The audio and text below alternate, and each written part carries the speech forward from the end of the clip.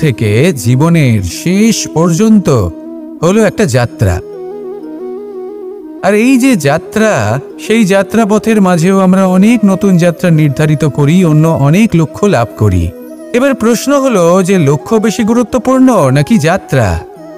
কেউ বলবে লক্ষ্য বেশি গুরুত্বপূর্ণ, কারণ তার জন্যই আমরা এই যাত্রা স্থির করি। কেউ বলবে যাত্রা বেশি গুরুত্বপূর্ণ, কারণ এই যাত্রাপথে চলতে চলতে আমরা অনেকগুলো শিক্ষা লাভ করি, কর্ম করার জন্য অনেক দিশা খুঁজে পাই। এবার লক্ষ্য এবং যাত্রা এই দুই গুরুত্বপূর্ণ, কিন্তু আরও একটা তথ্য আছে অত্যন্ত গুরুত্বপূর্ণ, যেটা বুঝে নেওয়া খুব প্রয়োজনীয়। আর সেটা হলো আপনার জীবন সাথী। সেই সাথী যে জীবনের সব পদক্ষেপে আপনার সাথে চলবে, আপনার সাথে থাকবে। সেই ব্যক্তির মধ্যে যদি করুণা থাকে, ভালোবাসা থাকে, তাহলে সে আপনাকে সাহায্য করবে, আপনার জন্য আপনার লক্ষ্য নির্ধারণ করবে, আপনাকে জীবনে একটা উচ্চ স্তরে নিয়ে যাবে। কিন্তু যদি সেই ব্যক্তি এর বিপরীত হন, তাহলে কোথাও না কোথাও তাকে পেতে পেতে, তার সাথে থাকতে থাকতে আপনি নিজের লক্ষ্য ত্যাগ করে দেবেন। তাই পথ এবং লক্ষ্য এই দুই নির্বাচন করুন, কিন্তু যখন আপনি জীবনসাথী নির্বাচন করবেন তখন কিছুটা সাবধানে, না হলে আপনার অভিজ্ঞতা সুখময় নয়, অত্যন্ত দুঃখজনক হতে পারে। আসুন আমার সাথে ভালোবেসে বলুন, রাধা রাধা। জীবনে কখনো আমরা বিজয়ী হই, কখনো আমরা পরাজিত হই, কখনো সুখ আসে, আবার কখনো দুঃখও আসে। আর যখন দুঃখ আসে তখন আমরা আমাদের এই দুঃখ কারোর সাথে ভাগ করতে চাই। আমরা কারোর সাথে নিজের দুঃখ ভাগ করে নিই, আর সেই ব্যক্তি আমাদের দুঃখ নিয়ে উপহাস করে। তখন আমরা আরো দুঃখী হয়ে যাই। আমরা এই সংসারকে দোষ দিতে থাকি, কিন্তু এতে সংসারের কোনো দোষ নেই। ভুল আপনার যে আপনি কোনো কুপাত্রকে নির্বাচন করেছেন দুঃখ ভাগ করার জন্য। মনে রাখবেন, যদি আপনার শরীরে ক্ষতস্থান তৈরি হয় এবং সেই ক্ষত নিয়ে আপনি প্রত্যেক জায়গায় ঘুরে বেড়ান, প্রত্যেক বাড়িতে আপনি ওষুধ হয়তো নাও পেতে পারেন, কিন্তু সেখানে নুন আপনি অবশ্যই পাবেন। সেই জন্য যখনই দুঃখ পাবেন, শুধু সেই ব্যক্তিদের কথা মনে করুন যারা আপনার দুঃখ, আপনার যন্ত্রণাকে বুঝতে পারবে,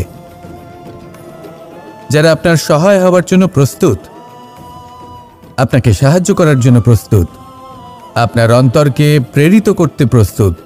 তাদের কাছে নয় যারা আপনার দুঃখ নিয়ে উপহাস করে। আসুন আর আমার সাথে ভালোবেসে বলুন, রাধা রাধা।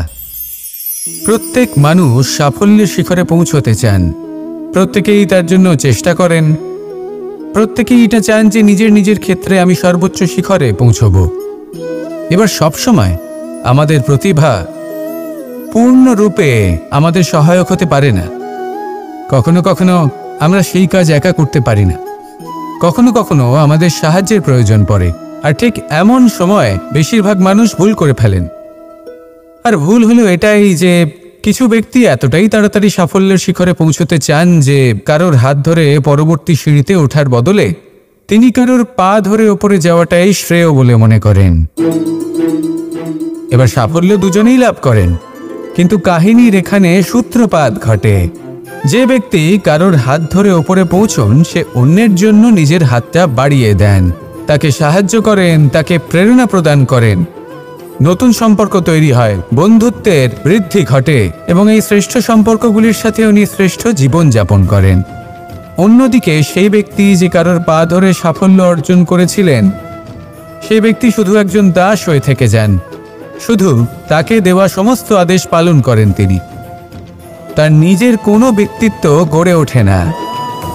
সেই জন্য আপনি যখনই সাফল্যের পথে অগ্রসর হচ্ছেন, তখন পথ নির্বাচন সঠিকভাবে করুন, কারণ সাফল্যের ঊর্ধ্বেও একটি অন্য জীবন আছে। আসুন আমার সাথে ভালোবেসে বলুন, রাধা রাধা।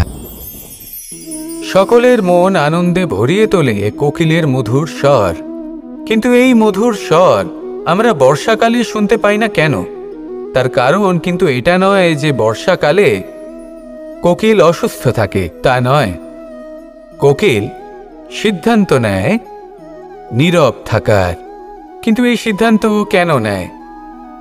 তার কারণ হলো ব্যাঙ। বর্ষার ঋতুতে অনেক ছোট ছোট স্থানে জল জমে, আর সেই কারণে অনেক ব্যাঙের জন্ম হয়। এবার ওই ব্যাঙগুলোর ধ্বনি এতটাই প্রবল হয় যে তাদের মাঝে এই কোকিল যতই মধুর সুরে ডাকুক না কেন তার স্বর আমাদের কানে পৌঁছবে না। সেই জন্য ও সিদ্ধান্ত নেয় চুপ থাকার। আর এটাই হলো আমাদের জীবনের শিক্ষণীয় বিষয়। আপনি যদি এমন কোথাও থাকেন যেখানে আপনার আশেপাশে মূর্খ মানুষ আছেন, তাহলে সেখানে চুপ করে থাকাই হলো সবথেকে শ্রেষ্ঠ সিদ্ধান্ত। কারণ ওই মূর্খদের চিৎকারের সামনে কেউ আপনার জ্ঞানের কথা বুঝতেই পারবে না। সেই জন্য সেখানে চুপ করে থাকুন।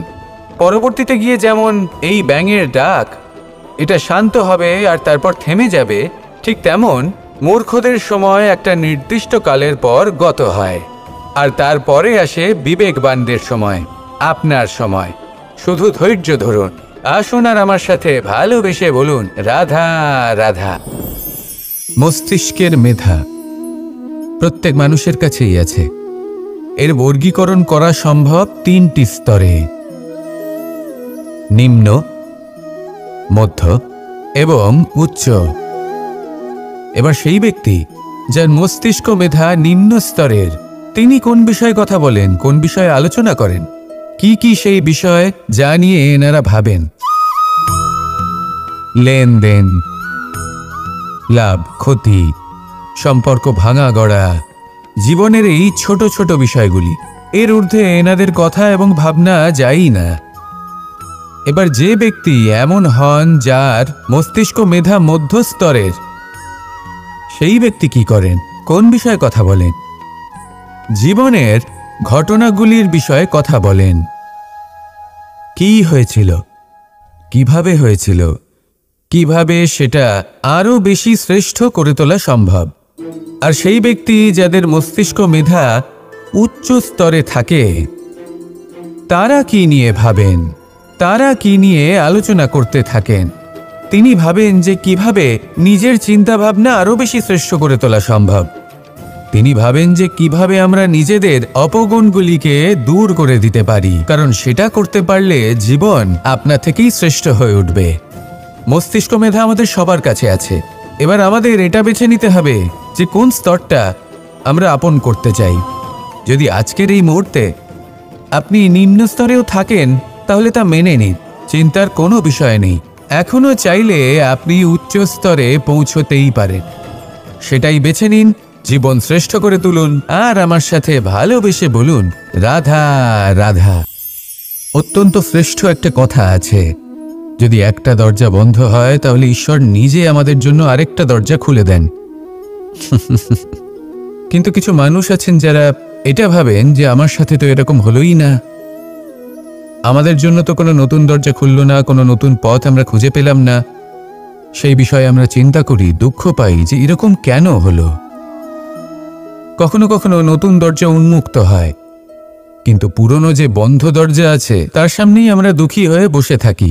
আর এমন ভাবে বসে থাকি যে নতুন দরজার দিকে আমাদের চোখই যায় না। কখনো কখনো ঈশ্বর জেনে শুনেই আমাদের জন্য নতুন দরজা, নতুন পথ উন্মুক্ত করেন না, কারণ তিনি চান যে আমরা যেন পরিশ্রম করি, কর্ম করি, নিজেকে আরও বেশি শ্রেষ্ঠ করে তুলি, সক্ষম হই, আর নিজের পথ আমরা নিজেই খুঁজে নিই। কখনো কখনো এমনও হয় যে ঈশ্বর চান যে আমরা যেন সেই পথে চলতে শুরু করে দিই। ভবিষ্যতে গিয়ে ঈশ্বর আমাদের সবকিছুই প্রদান করেন। মনে রাখবেন, যে ব্যক্তি নিজের বাড়িতে এসে নিজের দুঃখ নিয়ে বিলাপ করতে থাকেন, সুখ তার দরজায় পৌঁছে গিয়েও বন্ধ দরজা দেখে ফিরে চলে যায়। তাই দুঃখ আমাদের সকলের জীবনে আছে, কিন্তু সেই দুঃখকে আঁকড়ে ধরে বসে থাকবেন না, তাহলে আপনি আসন্ন সুখও ভোগ করতে পারবেন না।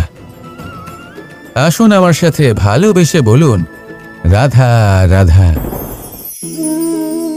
এই সংসারের প্রত্যেক মানুষ কোনো না কোনো স্থানে অবশ্যই যান, অনেক অনেক স্থানে তাদের যেতে হয়। এবার এমন কিছু মানুষ আছেন যারা সেই স্থানে হয়তো কখনোই যাননি। উদাহরণ হিসেবে বলবো, কিছু মানুষ আছেন যারা মন্দিরে যান, চিকিৎসালয়ে যান, কিছু মানুষ কারোর কারোর বিবাহ উৎসবে যান, আবার কিছু মানুষ আছেন যারা নাস্তিক হন এবং কখনোই মন্দিরে যান না। কিছু মানুষ অসুস্থ হন না, তাই চিকিৎসালয়ে যেতে হয় না। এমনও কিছু মানুষ থাকেন যারা সামাজিক উৎসব থেকে দূরে থাকাটাই পছন্দ করেন। যে কোনো মানুষ হোক, যা কিছুই তার চয়ন হোক না কেন, প্রত্যেক মানুষকে একটি স্থানে অবশ্যই যেতে হয়। এমন একটি স্থান আছে, সেই স্থানের নাম হলো মৃত্যুদ্বার। এবার এটা আবশ্যক নয় যে ঠিক মৃত্যুর পরেই আপনি মৃত্যুদ্বারে পৌঁছে যাবেন। এমন অনেক মানুষ আছেন যারা মৃত্যুর পূর্বেই মৃত্যুদ্বারে পৌঁছে ফিরে এসেছেন, আর তারা অনুভব করেছেন যে এই সংসারের সময় চক্রের সম্মুখে তাদের অস্তিত্ব কতটা ক্ষীণ। ওনারা এই কথা বুঝে গেছেন। বড় বড় জ্ঞানী মহান ব্যক্তি ছিলেন, তারা এসেছেন, কর্ম করেছেন এবং শেষে তারাও মৃত্যুদ্বারে প্রবেশ করেছেন। অবশেষে তারাও পঞ্চমহাভূতের সাথে মিলিত হয়েছেন। তাহলে আপনার কিসের এত অহংকার? এই জীবনে কেউ অমর নন। জীবনে কতদিন আমরা বাঁচব এটাও আমরা জানি না। তাই এই জীবন যাপন করুন। এই জীবনের প্রত্যেক মুহূর্ত এমনভাবে যাপন করুন, এই কথা মাথায় রেখে যে যে কোনো মুহূর্তে আমাদের মৃত্যুদ্বারে প্রবেশ করতে হতে পারে, তাই না? আসুন আর আমার সাথে ভালোবেসে বলুন, রাধা রাধা। কথা মানুষের পাওয়া সবচেয়ে অদ্ভুত উপহার। এই কথাই মানুষকে এই সংসারের সমস্ত প্রাণীর থেকে ভিন্ন করে তোলে, সংসারের সবচেয়ে উপরে নিয়ে যায়। এই কথার কারণেই আমরা একে অপরের সাথে ভাব আদান প্রদান করি। আমি আমার মনের ভাবনা অন্য কাউকে ব্যক্ত করতে পারি, অন্য কেউ তাদের ভাবনা আমাকে ব্যক্ত করতে পারে। এই কথাই আমাদের সবচেয়ে বড় ঢাল। এবারে দেখুন, আপনি নিশ্চয়ই লক্ষ্য করেছেন কারোর কথা মধুর হলে লোকে তাকে ভালোবাসে, তাকে নিজের বন্ধু বানায়। সেইভাবেই যদি কারোর কথা কঠোর হয় তাহলে লোকে তাকে ঘৃণা করে, তাকে নিজের শত্রু মনে করে। এই কথাই ভাষা হয়ে আমাদের ইতিহাস রচনা করে। তবে আমরা কি সত্যি বাণীর বিষয়ে অতটাই ভাবি যতটা আমাদের ভাবা উচিত? ভেবে দেখুন, মানুষের কথা বলতে শিখতে কত সময় লাগে। কোনো বালক 1.5 বছর বয়সে কথা বলতে শেখে, কেউ 2 বছরে, কেউ 3। এবার দেখুন, মানুষ 1.5 বছর বয়সে কথা বলতে শিখে গেলেও তার কি বলা উচিত এটা সারা জীবনেও শিখতে পারে না। এর উপরে মনোনিবেশ করুন, এটা বোঝবার চেষ্টা করুন কি বলা উচিত। নিজের কথা শুদ্ধ করুন, নিজের কথা মধুর করুন, আর সেই মধুরতার সাথে আমার সঙ্গে বলুন, রাধা রাধা। সময়, কথায় বলে সময়ের পূর্বে কিছুই হয় না। প্রতিটা ঘটনার একটা সময় থাকে। সময়ের আগে না সূর্যোদয় হয় আর না সূর্যাস্ত হয়। সময়ের পূর্বে গাছে না ফুল ফোটে না ফল ধরে। কিন্তু একটা কথা ভেবে দেখুন, যদি বর্ষা আসার আগে কৃষক ভূমিকে না প্রস্তুত করে, বীজ রোপণ না করে, তাহলে কি ফসল ফলবে? যদি কোনো যোদ্ধা যুদ্ধের পূর্বে নিজের অস্ত্রে ধার না দেয়, তাহলে সে যুদ্ধ কি করে লড়বে? এর মানে এটাই হলো যে সময় আপনার যখন আসার তখন অবশ্যই আসবে, কিন্তু ততক্ষণ এটাও গুরুত্বপূর্ণ যে আপনি নিজেকে তার জন্য তৈরি রাখুন। কারণ এই সুযোগ, এই কথাটা শুনতে যত ছোট, এটা আসেও ততটা কম সময়ের জন্য, তারপর চলেও যায়। এবার যদি সুযোগ আপনার হাতে আসে আর আপনি তার জন্য তৈরি না থাকেন, তাহলে আপনি সাফল্য কি করে পাবেন? তাই আপনি সঠিক সময়ের জন্য অপেক্ষা করুন, সেই সুযোগের জন্য অপেক্ষা করুন, কিন্তু ততক্ষণ নিজের চেষ্টার দ্বারা নিজেকে আরো সক্ষম করে তুলুন। কারণ সাফল্য আপনার জন্য অপেক্ষা করছে, শুধু আপনি তার জন্য তৈরি থাকুন। রাধা রাধা। আমাদের মধ্যে বহু মানুষ মাঝে মাঝে নিজেকে অকর্মণ্য মনে করি, ভেবে নিই যে এত চেষ্টা করার পরেও কিছুই পেলাম না, আর হয়তো পরেও কিছুই পাব না, আর সেই জন্য নিজের জীবনের সমস্ত বোঝা অন্য কারোর কাঁধে চাপিয়ে দিই। নিজের ওপরে বিশ্বাস হারিয়ে ফেলি। কেন বুঝতে পারেন না এই কথাটা? যে যতক্ষণ না পায়ে কোনো কাঁটা ফুটবে, ব্যক্তি কি করে বুঝতে পারবে যে এরপর থেকে নিচে তাকিয়ে চলতে হবে? সূর্যকে নিজে জ্বলতে হয় যাতে বাকিদের প্রকাশ দিতে পারে সে। রাতের অন্ধকারের সাথে লড়াই করার জন্য চন্দ্রিমাকে আকাশে একা উজ্জ্বল হতে হয়। নদী নিজের যাত্রা কি করে করে, নিজের পথ কি করে নির্মাণ করে? সে পাথরের সাথে লড়াই করে তা বানায়।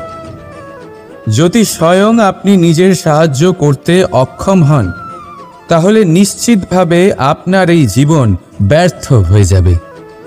তাই মনে রাখবেন, এই সংসারে নিজের জীবনের ভার নিজের কাঁধেই বহন করতে হয়। অন্যের কাঁধের ওপর শুধুমাত্র পরলোক যাত্রা হয়।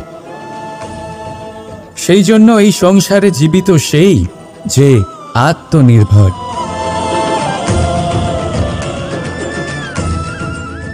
রাধা রাধা।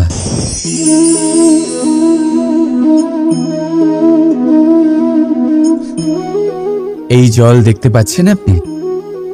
এটা খোলা জল, এতে ময়লা মিশে আছে। কিন্তু যদি আপনি এটা কিছুক্ষণ এমনি ফেলে রাখেন, তাহলে দেখবেন এই ময়লা আপনা থেকেই নিচে থিতিয়ে পড়বে। কিন্তু এই পাত্রটা নাড়াতে থাকলে এমনটা হবে না।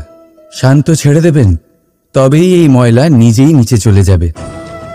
ঠিক সেইভাবেই যখন আমাদের জীবনে কোনো সমস্যা আসে, কোনো অশান্তির সৃষ্টি হয়, তখন উত্তেজিত হয়ে পড়লে, নিজের সংযম হারিয়ে ফেললে আমরা এর সমাধান পাব না। শান্ত থাকলে তখনই সমস্যার সমাধান পাব।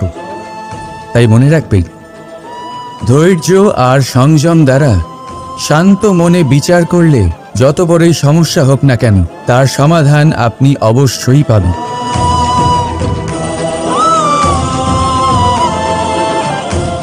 কারণ অশান্তির সমাধান শুধুমাত্র শান্তি। রাধা রাধা। আমরা যখনই কোনো গাছের চারা রোপণ করি, তখন সবার আগে পরীক্ষা করে দেখি যে যেখানে আমরা চারা রোপণ করতে চলেছি সেখানকার মাটি আদৌ উর্বর কি না, সেই মাটি সেই চারাকে বাড়তে সাহায্য করবে কিনা। যখন একটা চারা রোপণের আগে আমরা এত কিছু ভাবতে পারি, তাহলে কাউকে বিশ্বাস করার আগে আমরা কেন ভাবি না? জীবনে কখনো এই বিশ্বাসরূপী চারা কোথাও রোপণ করার আগে বোঝার চেষ্টা করুন যে যার ওপর আপনি বিশ্বাস করতে চলেছেন সে কি আদৌ আপনার বিশ্বাসের যোগ্য কি না। ভেবে দেখুন সেই ব্যক্তি ভবিষ্যতে গিয়ে আপনার বিশ্বাস ভাঙতে পারে কি না। এটাও ভেবে দেখুন যে যাকে আপনি বিশ্বাস করতে চলেছেন তাকে আপনি বিশ্বাস করলে নিজের জীবনের উদ্দেশ্যে আপনি অগ্রসর হতে পারবেন কি না। আর তার জন্য প্রয়োজন সঠিক সিদ্ধান্ত, পরখ করা, কোনটা উচিত কোনটা অনুচিত সেটা বোঝা। আর তাতে কিন্তু আপনি সন্দেহবাতিক হবেন না, তাতে আপনি আরও নিপুণ হয়ে উঠবেন। তাই যদি আপনি নিপুণ হয়ে উঠতে চান, তাহলে বোঝার চেষ্টা করুন, পরখ করে দেখুন, কোনটা উচিত কোনটা অনুচিত বুঝুন। আর বিশ্বাস তখনই করুন যখন আপনি 100% নিশ্চিত হবেন যে সে বিশ্বাসের যোগ্য। আসুন আমার সাথে ভালোবেসে বলুন, রাধা রাধা। আজ আপনাকে একটা গল্প শোনাচ্ছি। একদিন এক ব্যক্তি নিজের দ্বারে লিখে দিলেন, আজ আমি ভীষণ দুঃখী, আজ আমার সাথে কেউ দেখা করতে আসবেন না। কিছুক্ষণ পরে তার এক বন্ধু এলো, সে সেই লেখা পড়ল, তাও গিয়ে তার সাথে দেখা করল। সে বলল, আমি লেখাপড়া জানি না, কিন্তু আমার বন্ধুর মনের এই বেদনা, এটা আমাকে সবসময় ডাক দেয়। এরাই হলো আসল বন্ধু। কোনো কারণে আপনি যদি দুঃখ পান, কোনো সমস্যার সমাধান না বের করতে পারেন, এই সংসার থেকে আলাদা হয়ে যেতে চান, তাও এই বন্ধু আপনার সাথেই থাকবে। সমস্যার সমাধান না দিতে পারলেও আপনার সম্বল হয়ে অবশ্যই থাকবে। হয়তো আপনার দুঃখ কম করতে পারবে না, কিন্তু আশার আলো অবশ্যই দেখাবে। যখন আপনি সংসারের থেকে আলাদা হয়ে যান তখনও আপনার সাথে যুক্ত থাকে আপনার এই বন্ধু, আসল বন্ধু। এবারে আমরা মানুষেরা বড়ই বিচিত্র। তারা সব সময় যে কোনো জিনিসের মাহাত্ম্য দুবার বুঝতে পারে। এক, তা পাওয়ার আগে। দুই, তা হারাবার পরে। এবারে ঠিক এরকমই আমাদের বন্ধুরাও হয়। যদি আজ আপনার বন্ধুরা আপনার সাথে থাকে, তাদের প্রতি কৃতজ্ঞ থাকুন, তাদের প্রসন্ন রাখুন, তাদের মাহাত্ম্য বুঝুন। কারণ একবার আপনি এদের হারালে অনুতাপ করলেও আর এদের ফেরত পাবেন না। তাই ভালোবাসুন, বন্ধুত্ব বজায় রাখুন, আর আমার সাথে প্রসন্ন হয়ে বলুন, রাধা রাধা। বেশিরভাগ মানুষ কথা বলে থাকেন যে সময় অত্যন্ত বলশালী, সময় হলো খুবই শক্তিশালী। সময়কে চোখে দেখা যায় না, কিন্তু আমাদের সমস্ত কিছু দেখিয়ে দিয়ে যায়। তাই এই সময়কে কিছুটা ভয় পাওয়া প্রয়োজন। চলুন, প্রত্যেকের ভাবনা আলাদা, প্রত্যেকের মানসিকতার পিছনে নিজস্ব অভিজ্ঞতা রয়েছে, তাকে আমি সম্মান করি। আর কোথাও না কোথাও এই কথাটা সত্যি। কিন্তু যে ব্যক্তি নিজের জীবনে বিকাশ ঘটাতে চান, তিনি যতই এই সময়কে ভয় পান না কেন, তাকে এই সময়কে বুঝতে চেষ্টা করতেই হবে। যদি আপনি সাফল্যের পথে অগ্রসর হতে চান, তাহলে এই সময়কে বুঝুন, এর কথা বোঝার চেষ্টা করুন। এটা খুব আবশ্যক। দেখুন, আমরা সবাই জানি সময় আমাদের কাল, একদিন না একদিন সময় আমাদের অবশ্যই গ্রাস করবে। ততদিন এই সময়কে সম্মান করতে শিখুন। এটা কতটা শক্তিশালী সেটা বুঝতে চেষ্টা করুন, আর সময়ের সাথে তালে তাল মিলিয়ে চলতে চেষ্টা করুন। সময় নিজে থেকেই শুভ হয়ে উঠবে। আসুন আমার সাথে ভালোবেসে বলুন, রাধা রাধা। জন্ম এবং মৃত্যু, এই দুই হলো মানুষের জীবনের সবথেকে গুরুত্বপূর্ণ দুই মুহূর্ত। মানুষ যখন জন্ম নেয় তখন তার কাছে এই সংসার জন্মগ্রহণ করে, এবং এই সংসারে যে জ্ঞান আছে, পুণ্য আছে, পাপ আছে, উচিত অনুচিত আছে, সেই সব কিছু সে জানতে পারে। এবার যেই মুহূর্তে তার মৃত্যু হয়, তার কাছে এই সব কিছুরই মৃত্যু হয়ে যায়। এবার মানুষের যখন জন্ম হয়, এই শুভ দিনের প্রসন্নতার কারণে মিষ্টি বিতরণ করা হয়, উপহার বিতরণ করা হয়, সবাই তা গ্রহণ করেন। এবার মানুষ যখন মৃত্যু লাভ করেন, তখনও শ্রাদ্ধের কাজের সময়ও নানান মিষ্টি বিতরণ করা হয়, সবাই সেটাও গ্রহণ করেন। এবার এই মিষ্টি দ্বারা আমরা জীবনে মিষ্টি মুখ করি, কিন্তু আমাদের জীবনের সবথেকে গুরুত্বপূর্ণ এই মুহূর্ত, এই দুই দিনেই আমরা এটা গ্রহণ করতে পারি না। কখন গ্রহণ করতে পারি? যখন উচিত সময় আসে। আর উচিত সময় কখন আসে? জন্মদিন এবং মৃত্যুদিন, এই দুইয়ের মাঝের মুহূর্ত, জীবনকাল। এই জীবনকালেই আপনি মিষ্টি খেতে পারেন, সুস্বাদু ব্যঞ্জন খেতে পারেন, শ্রেষ্ঠ কর্ম করতে পারেন, পুণ্য করতে পারেন, এই সংসারকে প্রেরিত করতে পারেন। তাই এই জীবনকালকে ব্যর্থ হতে দেবে